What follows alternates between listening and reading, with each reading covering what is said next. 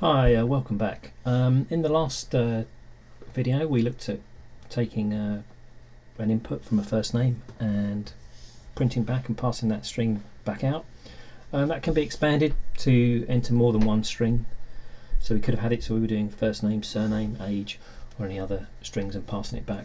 What we're going to look at now is if we're going to put in numbers and we actually want to add those numbers together. So first of all, I'm just going to declare my first variable. I'm going to do this so it doesn't work right first of all, and then we'll go back and we'll work out why it doesn't work. Into your number.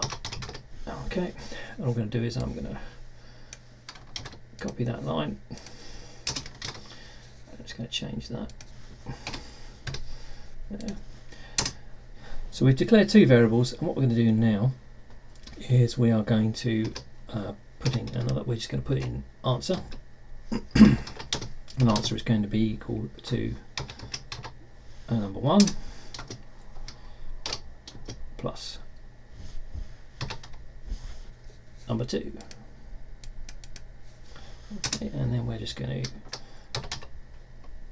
to print out what the answer is. So we're just going to say as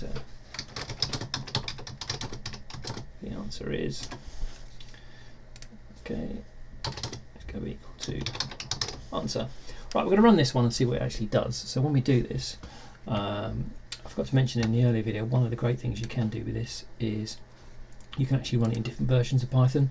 This one's set up to 3.7, but you can actually set up versions and you can actually put in other versions and running it on multiple versions, which is quite a good thing to do. Okay, so we're going to run that. Okay, it's going to ask my first number. I'm going to put 5. Okay, it's going to ask me my second number. I'm going to put 6. Okay, and it gives me the answer is 56. The reason it's done this is it's treated each of those numbers not as an integer but as a string. Okay, so what we've got to do is we've got to introduce something called casting. And casting is where we're going to force those numbers to be treated as integers. So to do that, what we need to do, we need to first of all tell it it's going to be an int. Okay, I need to make sure we've got the right number of brackets. Okay, and what I'm going to actually do is I'm going to delete that line there. Just copy the line above.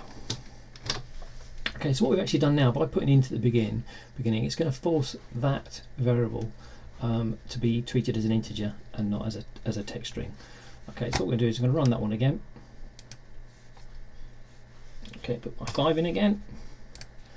Okay, put my 6 in.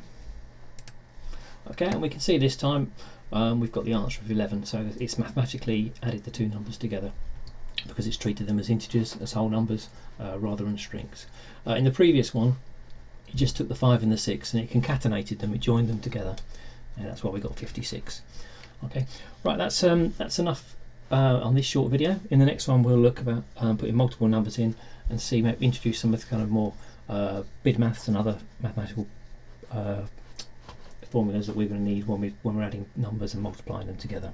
Okay, again, if you want to know more about these videos, you hit the subscribe button. The minute I update a new one, you'll get a notification.